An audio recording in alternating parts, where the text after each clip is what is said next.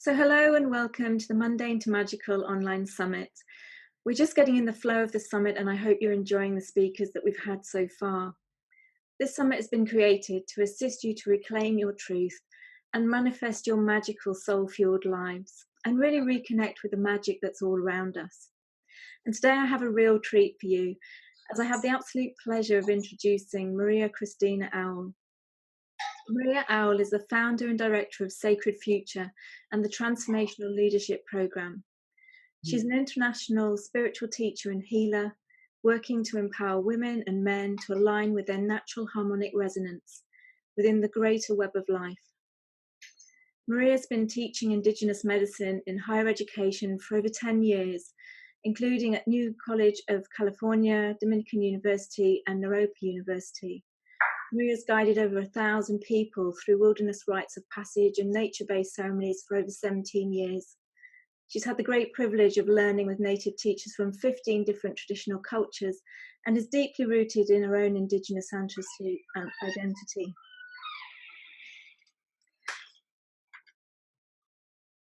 Maria is also a certified herbalist and a certified clinical hypnotherapist and is a full body trance channel from a long line of channels and healers on both sides of her family. She's recently included in a study on channeling at the Institute of Noetic Sciences and channeled before 800 attendees at the IONS International Conference. She's been guiding people for over 10 years in their development of their paranormal abilities and is the founder and CEO of Sacred Future and the 2-year life-changing intuitive healing certification program. So welcome, Maria. Thank you, Lou. Thank you so much. I'm really happy to be here. It's really wonderful to have you on this summit. With this summit being about, people reclaiming the truth of who they truly are and, connecting with their soul-fueled life, their soul purpose and life mission. It's really wonderful for me to have you on, because you've been working with people in that field for such a long time. So in light of that, would you just start off by telling the audience a little bit about yourself and a bit about your history and your own personal journey of awakening to the truth of who you are? Yes, I can try. I can try to summarize that. As with all of us, we all have such a rich, journey that we go on.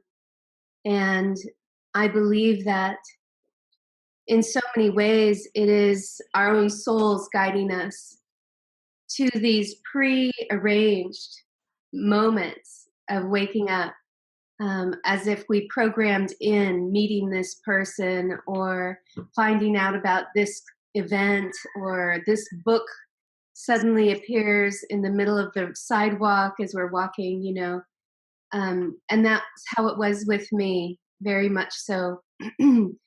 I come from a long line of mediums and channels on both sides of my family.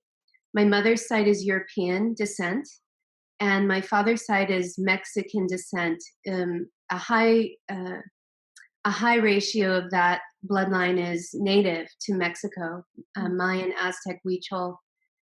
And so it's interesting when I say I come from a long line of mediums and channels, they're from two completely different parts of the world. Yeah. Yet the gift and ability runs on both sides, right? Mm. So I feel grateful that I had this kind of predestined ability to come into the world and be very sensitive. Sensitive to especially the emotional bandwidths, emotional energy fields of people and places and animals and nature, as well as a predisposition for kind of astral travel and for like clairvoyance and telepathy and things like this. So I was fortunate in that my family did not do what a lot of families do, which is don't talk about that, I actually had a lot of support. My grandmother said that she caught me when I was born at home, and my grandmother was the first one to kind of hold me after my mother. Mm. And she looked at me and she said, "I knew you were a healer." And I'm like, "Wow, that's cool. How did you know, Grandma?"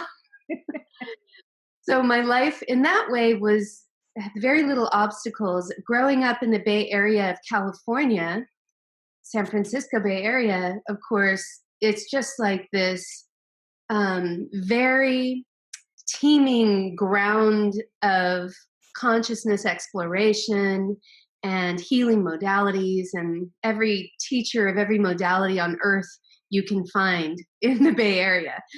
So I was blessed in that way too. I followed my heart, and I never followed mainstream guidance. I never followed the agenda of the dominant culture for what I should do with my life.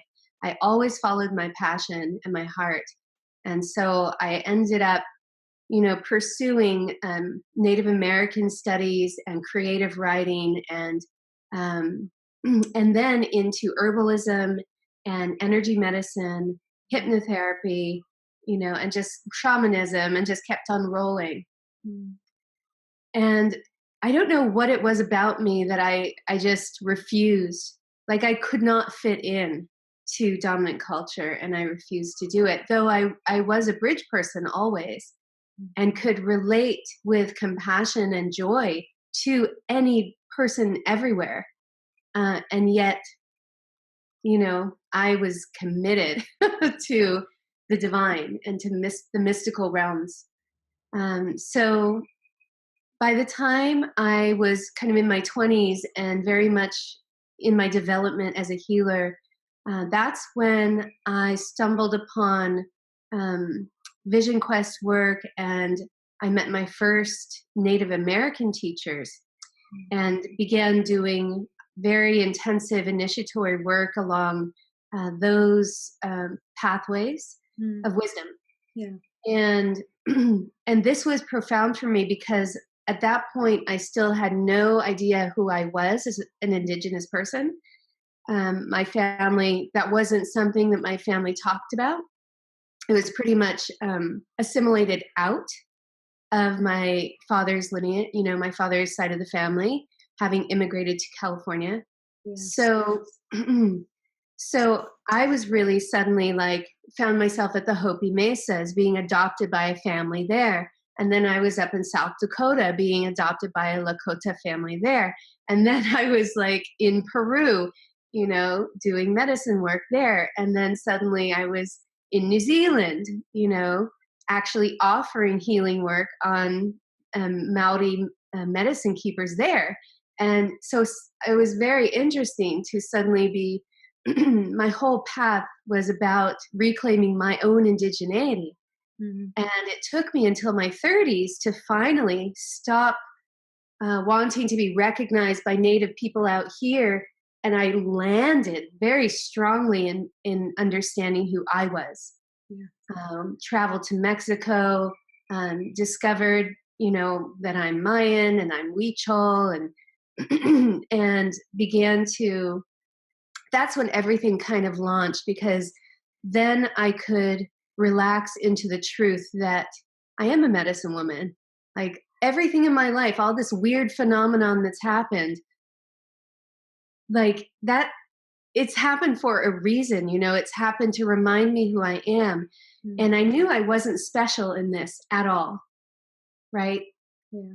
And then from that moment on, I began to see people through this lens of everybody is on an initiation journey guided by their own souls. Everybody is a carrier of medicine, right, that is unique to them. Everybody has certain keys within us. Like, we all have keys within us that are there so that we can help others wake up. But first we have to unlock the codes in ourselves of remembering who we are. Yeah. And Indigenous cultures are very self-proclaimed starseeds. There are some Indigenous cultures, like the Aborigines in Australia, who I believe are self-proclaimed like we are the original people of this planet, right? Like we've been here the longest. um, but even they arrived from somewhere. But the Lakota are very clear, like we're Pleiadian. We came from the Pleiades, right? And then the native Hawaiians here on the Big Island where I live, very identified with Sirius B, you know? Yeah, yeah. So it's interesting. Here's where it comes full circle. And I find myself in my mid 40s now, and I'm teaching these programs on finding who you are from your ancestral roots and who you are from the stars, right? And that's a solid I am presence, right? Absolutely. Yeah, yeah. Taking in the very physical aspect of yourself through the bloodline, but then also the star, the cosmic aspect of yourself as well, and bringing it together. And I really believe that that is the journey that we're being called to do at this time, and why so many people are feeling that pull, Absolutely. because we're being asked to embody all that we are. Yep. And so many people are just aware of this very small aspect. And in fact, it's not even the truth of who they are. It's just what they've had learned and conditioned, and the beliefs of the society that they've been brought up in.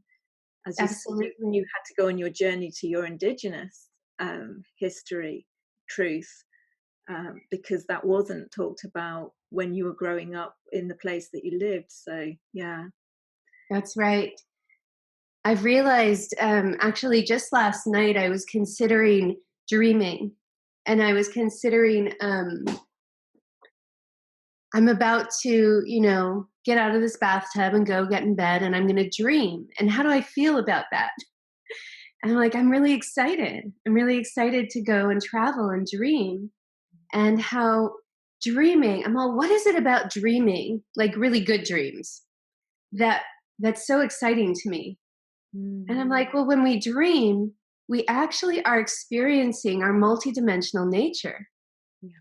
And then I started getting fascinated about why are there these two very distinct realities for us as human beings right now, and it has been this way in our third dimensional earth plane, right?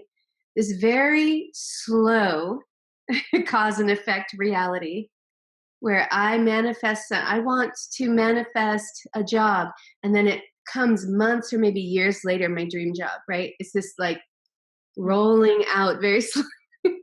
And yet then we also have this experience of dreaming where we can manifest instantly, where we think something and we're there, where it's like, it's literally an experience of our higher dimensional being and what it could be like, when we get into the fifth dimension of reality. This is what it is. It's like instant manifestation. Mhm. So then I started considering like, oh, interesting. So dreaming, the dream time is our practice ground for being multidimensional and having that much like power. Yeah. And we're clearly not ready for that in the yet, because look at how many people struggle with their dreams, with negativity. And when we suddenly end up in a lucid dream, a lot of people go to those fulfilling ego desires with that power in that lucid dream, And so I'm like, oh, interesting. Like, of all the ways we could spend that empowerment in that multidimensional realm, it's fascinating to see what people actually do with it. Mm. And so I'm like, so it's our practice ground. It's our practice ground. It makes so much sense. And then connecting to what you said that spurred this whole reverie in me, you think of the kind of power over paradigm and this kind of global contingency that has been creating very limiting structures and oppressive structures, and mind control structures, and influence and fear based belief systems really embedded in our human consciousness from birth. Yeah. for thousands of years. How that impacts our dreaming, how that impacts our ability to master multidimensionality in our dream time. Our Mm. sleep is disrupted. So many people struggle with insomnia or with sleep disorders. Mm. Um, our astral freedom is disrupted. People have nightmares.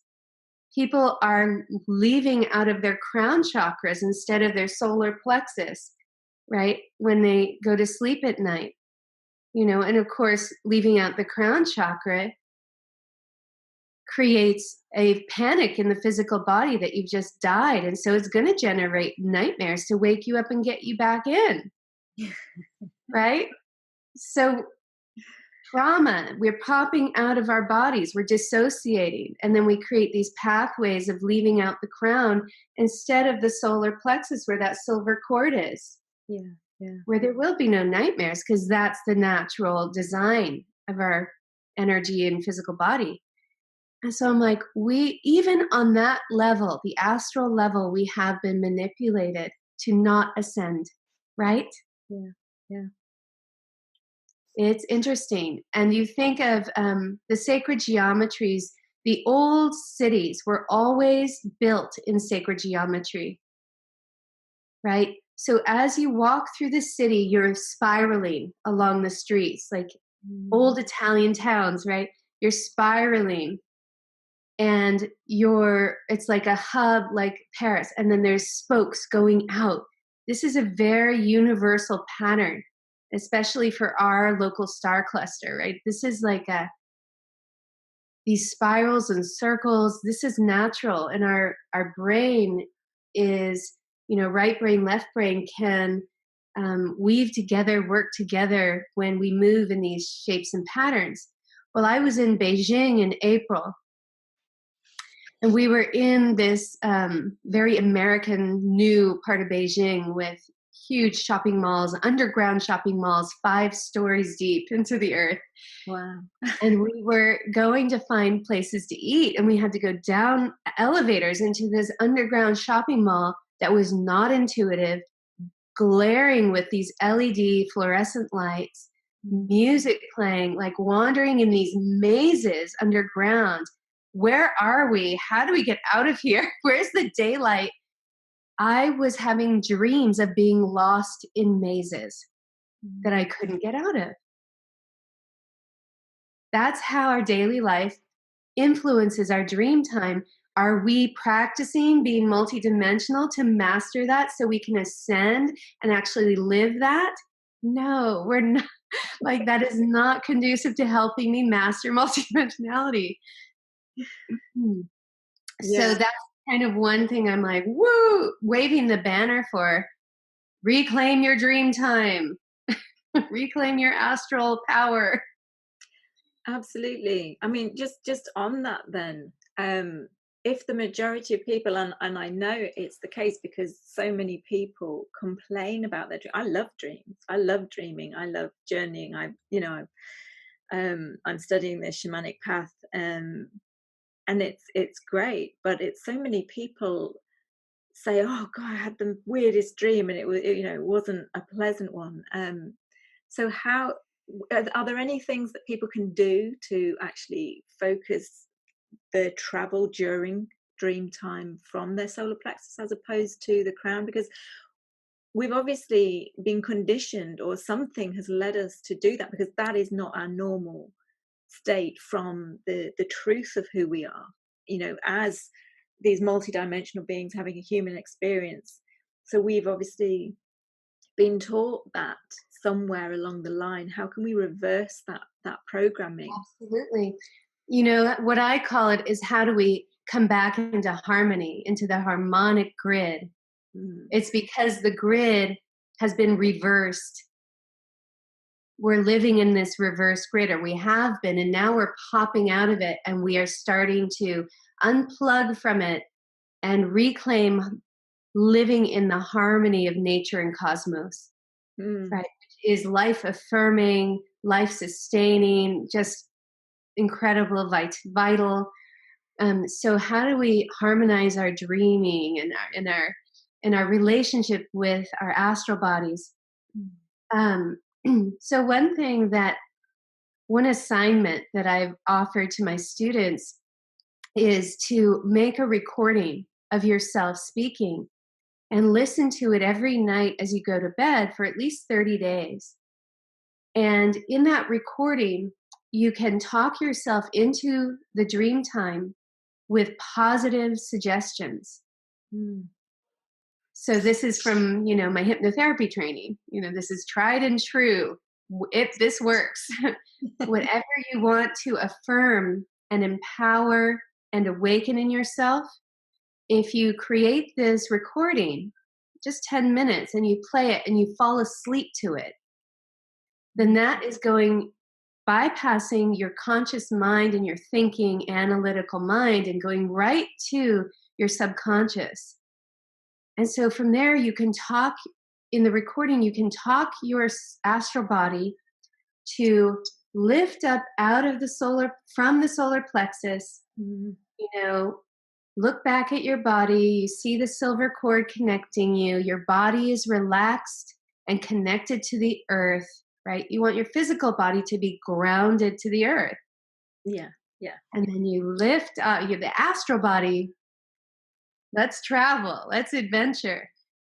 And so I proclaim in my recordings that all doors to distraction, distortion, illusion, fear, and negativity are closed. Do not enter roadblocks. And then I affirm, I am moving right now into the most joyful adventures. My spiritual guides are waiting for me. We're going to have so much fun. My husband's astral body is there. We're going to play. We're going to go be with the whales. We're going to be with our star families. We're going to, and you just kind of, whatever it is for you, just feel that it's so, yes, I'm going to be lucid. I will remember my dreams when I wake up. I'm ready. I am willing for this to happen, right? Absolutely. And that's an interesting point that you've just touched on. I'm willing, because we have free will in this incarnation, this physical form, and whether we're wanting to take steps along our ascension path, whether we're wanting to embody all that we are, it's our free will. That is so important, because we quite often get in our own way.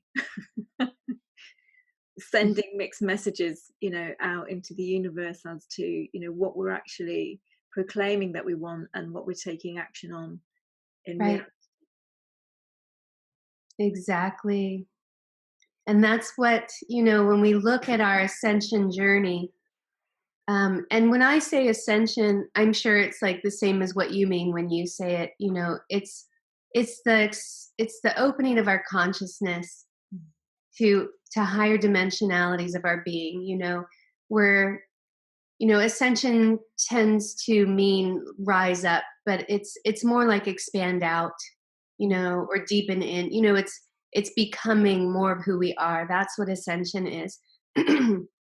And so when we have this time on the planet right now that many consciousness leaders and those who have been kind of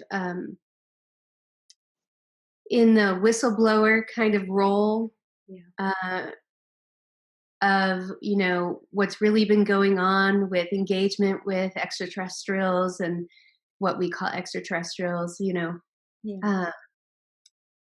that this ascension moment of planet Earth, that this does happen every 36,000 years, right? What is it? 26. My husband's no, it's 26. 26,000. Come on, honey. No. Every 26,000 years, there is a major upheaval on the planet, ice ages and pole shifts, and this is always coupled with a huge leap in consciousness on the planet, and our genetics change. The genetics on the planet change to more adaptable, more light codes awakened, crystalline formations, right? Mm. So ascension right now, we are, I believe, and many believe that we are in that leap right now Mm. from a third dimensional paradigm into the fourth dimensional perception of reality. And so you could look at that as the third chakra qualities: power, learning about power, power over misuse of power, competition, all about power, empowerment, self empowerment. Yeah. These are the lessons of the third dimension. We're leaping into the fourth: love, right? Love. So as we make this quantum leap, we are each leap we make in dimensionality as a planet, the ability to wield our free will for the highest good of all elevates. Yeah. So in third dimension, with all the distortion and the reverse grids that we've been bombarded with, Mm. it has been very challenging because most people are in survival mode, just trying to survive. So is there competition? Yes, there's competition, but there's also a lot of care and tending to each other as well. And yet, when we want to manifest something, we want to direct our free will choice. This is a very new concept in 3D because we are so used to being at effect of our world. We're Yeah. so used to not being in control of our lives. Yeah, and also being paradoxically ruled by control. You know, it's like I Yeah. would have said years ago quite proudly that I was a control freak. You know, I had to control everything. And that but that's really the programming that is so ingrained because everything is controlled within this third dimensional world, and it's only paradoxically when you absolutely kind of let go of control, and for the last year for me it's been, well, what will be, you know, that you actually start to taste real freedom, real joy, that love. But I really believe that the kind of the work has to start with us, each individual kind of person, as we're on that journey.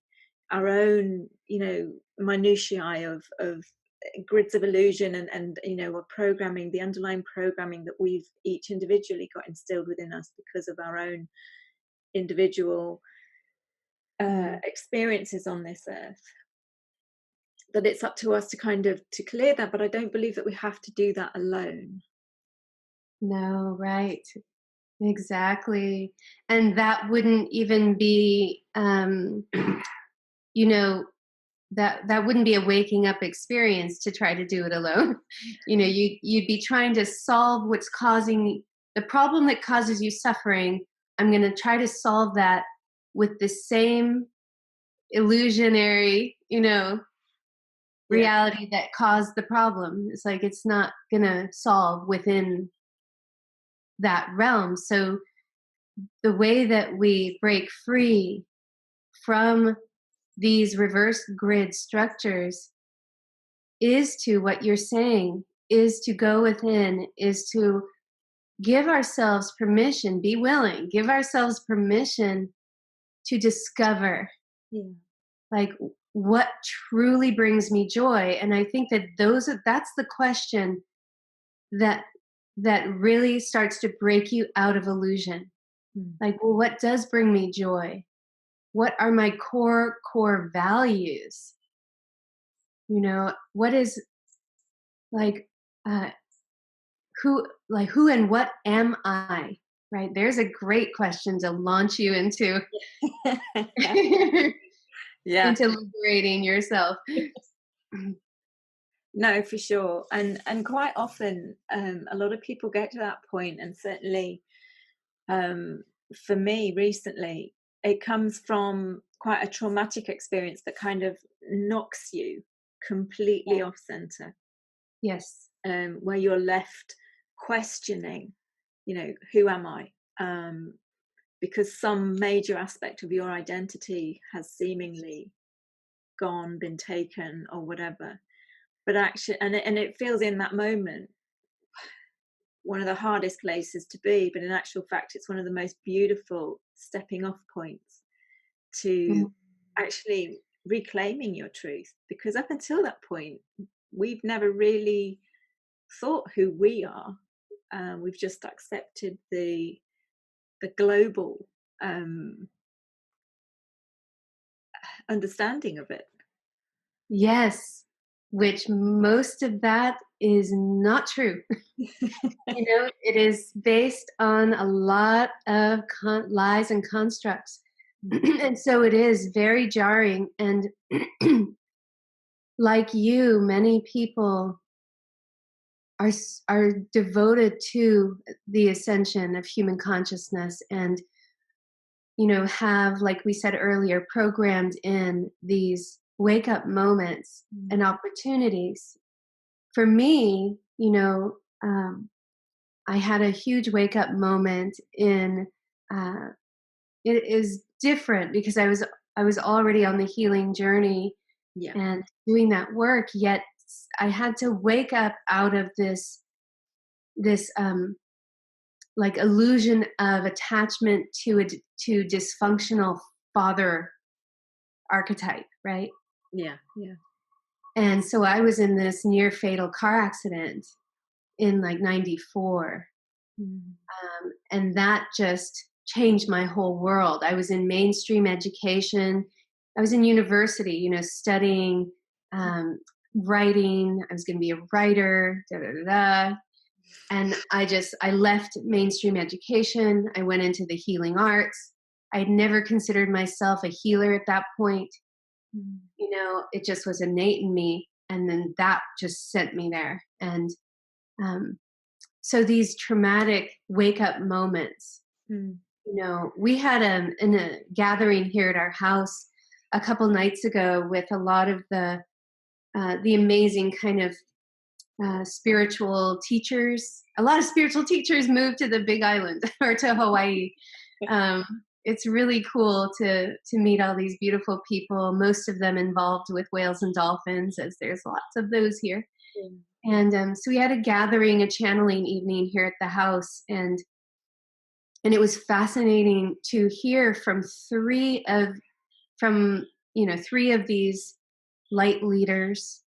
Each of them over this last winter solstice phase had had near death experiences or dreams that were in your face, like Yeah. talking about death and what death is and these options for humanity and death, portals opening on the planet. And I'm like, interesting. Like this invitation to not be afraid of death, but to see it as an opportunity to move into a more expanded understanding of multidimensional nature, Yeah. and that these doorways can be an exit point, but also can be a threshold through which we ascend into a greater consciousness. And these three women I'm talking about, they didn't, in the midst of this near death experience, Mm. all of them chose to become centered in the moment, not go into fear, emanate love, surrender, Mm. and be guided through that moment. And all of them experienced this blossoming of their consciousness, not a mortal death from those accidents, right? Yeah, absolutely, absolutely. And that's certainly something that I can resonate with. You know, quite a few experiences where your ego mind is thinking, "I need to call the ambulance here," but there's an aspect of you that is saying, just and my what will be. It's like just relax, surrender completely to this moment, and what will be, and then you transition actually quite quickly through it. to this place of bliss, and Right. much greater, I'll say, knowing rather than understanding, um, of what it's all about. Um, Yeah. Knowing. I love that. Yes. yeah, 'cause, I mean, for me, knowing comes from here, whereas understanding is up here, and we think we can understand things, but we don't have a grasp on what what it really is until we Yeah. know it. Yeah. Yeah. Absolutely. One thing that was really beautiful during that channeling circle is the higher dimensional helpers that were coming through me showed me the way that they were trying to explain um, what happened for one of these women um, was that they showed me the Kabbalah. Mm. This is when the higher dimensional helpers kind of drop in and they start transmitting. They have to use the library of your own experiences and training Yeah. for their way of explaining things. And so they were pulling on my knowledge of the Kabbalah, even though I have never studied it. I know a little bit about it, and they showed me like that these times and the theme of there is no death, right? This is the lesson that's arising. There is no death. There are portals opening. Yeah. You can choose to be at effect and exit and reincarnate and be and stay in the karmic cycle, or you can choose to ascend, you know. And so they showed me one of the Sephiroth, the one right, like in the center column of the Kabbalah, near the top, but not the topmost, but the one right below. Yeah. And I'm like, okay, let me memorize this image. And then I researched it afterward. And it turns out that that particular Sephiroth in the Kabbalah is the Sephiroth called Dath, Daath. And it is the, of the 11 Sephiroth, it is the 11th. It is the culminating Sephiroth that all the others, the energies of all the others are within Dath. Mm. Dath sounds like death. Yeah. And what it actually is knowledge. But it's not knowledge like book learning knowledge or intellect. Mm. It is the knowing at a soul level Yeah. what is the embodiment and knowing of universal consciousness in our beings. Mm. And when you line it up with the human body and the chakra system, it's the throat chakra. Mm. And so I was like, whoa, okay. Thank you, higher dimensional helpers, for guiding us to this wisdom. And that helps me to understand this kind of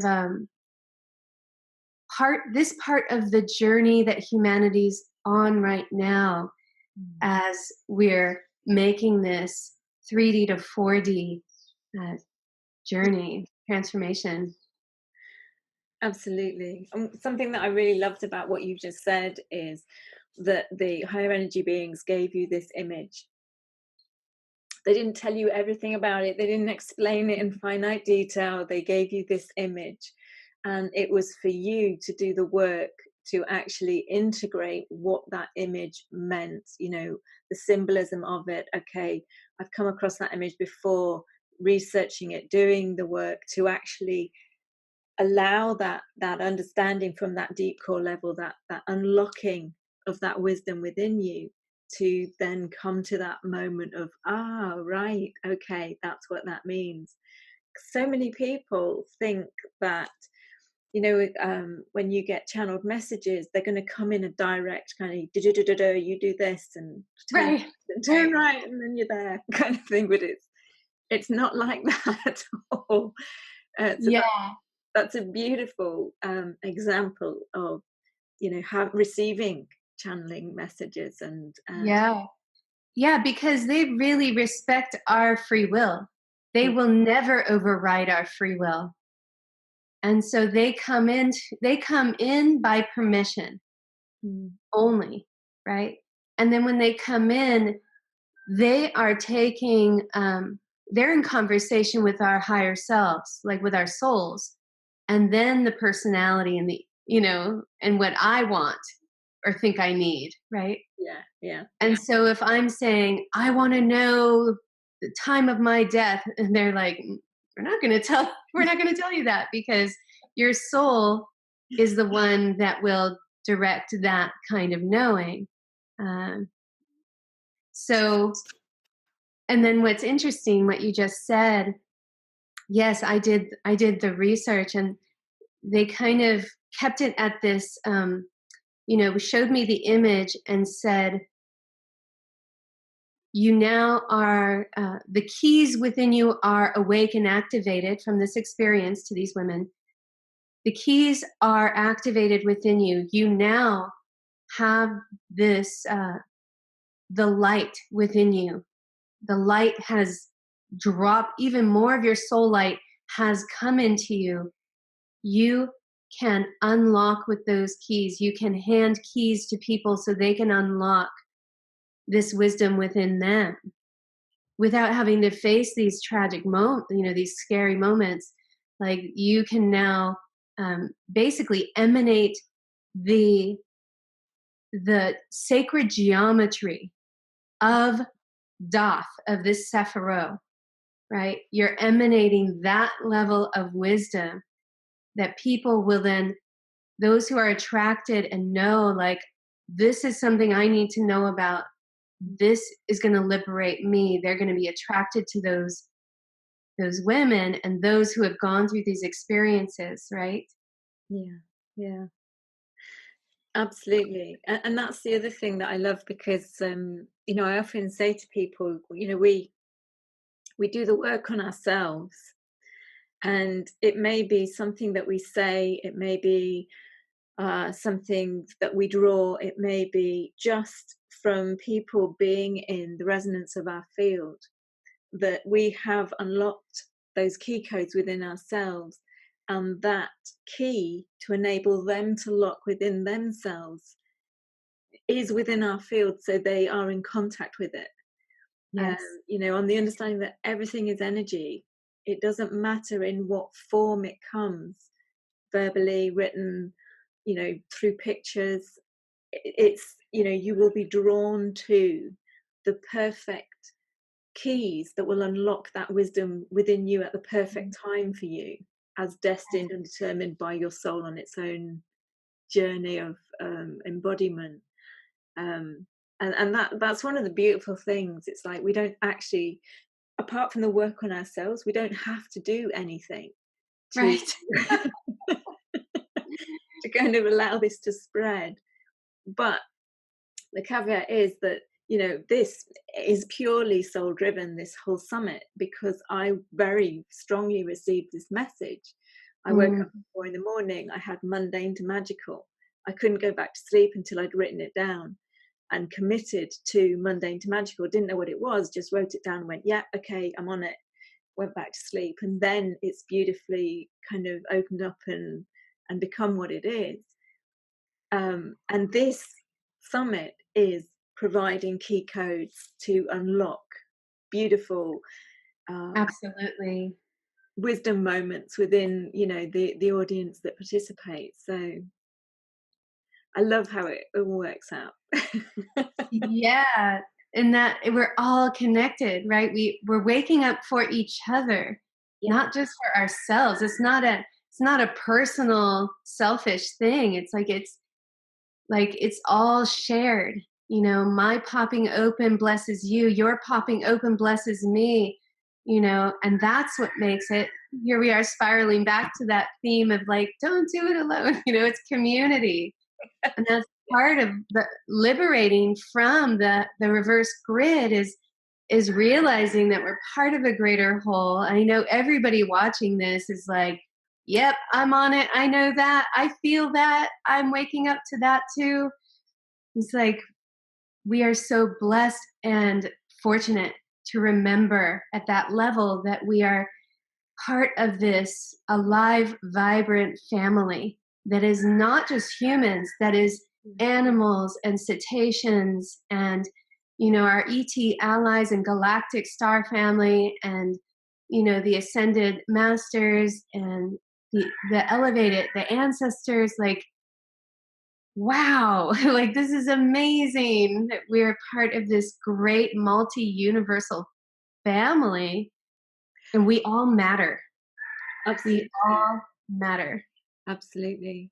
And that's one of the beautiful things about awakening, because um the illusion of separateness, has affected so many people, where you feel alone, you feel, you know like nobody gets you and things like that. And it's like, actually, one of the purposes of these events is, this is your tribe. There are so many people out there of like mind, of light mind, in That's fact, right. that you're not alone. You never have been. Apart from the physical incarnated light tribe, so many beings are waiting for us to Yeah. connect with them. Yes. I really want to kind of piggyback on that with like a kind of a encouragement for courage, because it takes courage to be the one, you know, in your sphere, either your work world or your neighborhood world or your cultural world, to be the one that is the bridge builder or the connector or the networker Mm. for others to wake up, right? To be the one that remembers who you are or starts caring and investigating more. What am I? Who am I? Yeah. I'm beyond my personality. Wait a minute. Time doesn't exist. Death doesn't exist, right? And all these revelations start coming in, yet your surroundings and the people around you are still, like very entrenched in the reverse grids and in the survival and the struggle and the commiserating and, Yeah. the victim consciousness. It takes a lot of courage to be that person. And really, the harmonic grid beckons us to be celebratory. I'm the one, I get to help people wake up just by loving them, just by putting a hand out and saying, like, oh my gosh, my life is transforming so amazingly. I feel such respect for myself. What are you doing? How did you get there? What are Mm. you doing differently? I want that. Yeah. Like, be that person, right? That invites, that's inclusive, and have the courage to do that rather than, oh, I'm alone, spiral back into the reverse grid, nobody understands me. That is a reverse grid thought pattern because the gaze is self centered. It's all about you, what you don't have, don't get to have, lack, you know, rather like, oh my gosh, I'm blossoming, I'm waking up, I'm filling with my own soul essence. What a blessing. um, maybe these folks don't feel ready for the level at which I'm having revelations, but they're Mm. ready for something. They're ready for more love in their life, more ease in their life, less suffering, right? And so Yeah. just be courageous and be kind and be loving. And you never know who's going to pop around you and say, tell me more about what you know. And Absolutely. then also like connect to your peers who are, accelerating with you, find your community of star seed, light worker, earth angel peers so that you have that family hub to, feel seen and witnessed. Absolutely. And I think as well, one of the reasons why so many people are waking up, or what came first, chicken or the egg, really, is, the fact that we have the internet. the fact that we can literally Wow. communicate from continent to continent with Yeah. like-minded people. Though, you know, that barrier has gone, you know, Right. it's so easy now if you have the will to do it, if you choose to follow the pull of your heart, to follow that inner guidance that is nudging at you, poking you with a stick to say, you know, you are so much more than your roles, your physical body, this, that, and the other, um, and actually allow yourself to take that step to fully step into your light and reconnect and radiate all around. We're just coming up to 45 minutes, I think, and I know that your time is limited. So is there anything else that you would like to share that we haven't covered? Anything that you feel needs to come through before we wrap things up? Mhm. Just reiterating that one of the great liberations that happens when we start to wake up and we start to come into our fourth and fifth and sixth dimensional, multidimensional, um, like consciousness and remembering, knowing, is this realization that we're all connected, and this realization that beyond the polarities in the 3D realm, we open to, there is no good and bad and right and wrong.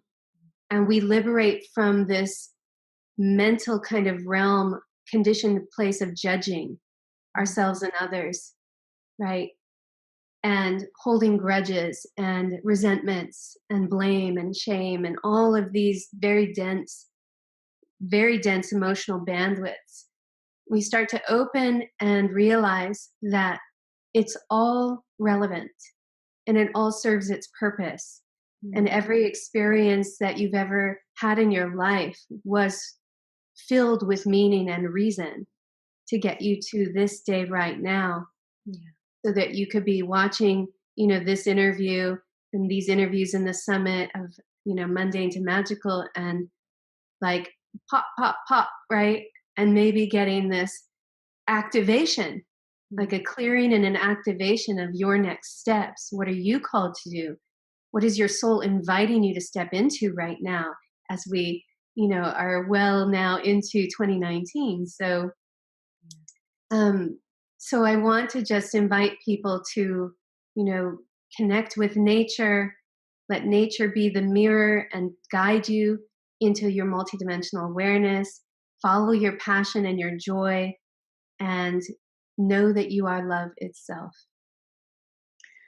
Absolutely. That's really, really beautiful. And just one thing that I want to add is, I know that we've spoken about, you know, we're not alone and we are connected to all things. And like you say, it's not just about the etheric beings, the ascended masters, the angels, and the physical people. But from my point of view, I'm very connected to the earth as well. So the trees, plants, and everything. So, you know, if you get the urge to, you know, just connect with a rock, connect with a tree, you get such an amazing sense and experience of, you know, we really are all connected.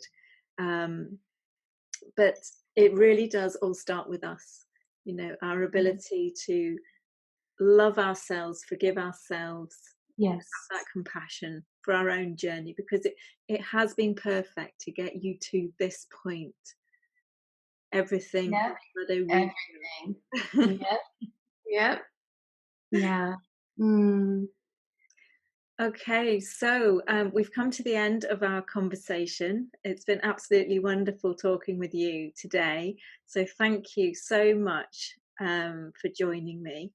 And I'm sure that the audience has got so many great takeaways from this conversation, and some key codes have just been popping away and unlocking within them, which I'm sure they'll integrate in time and experience the benefits of.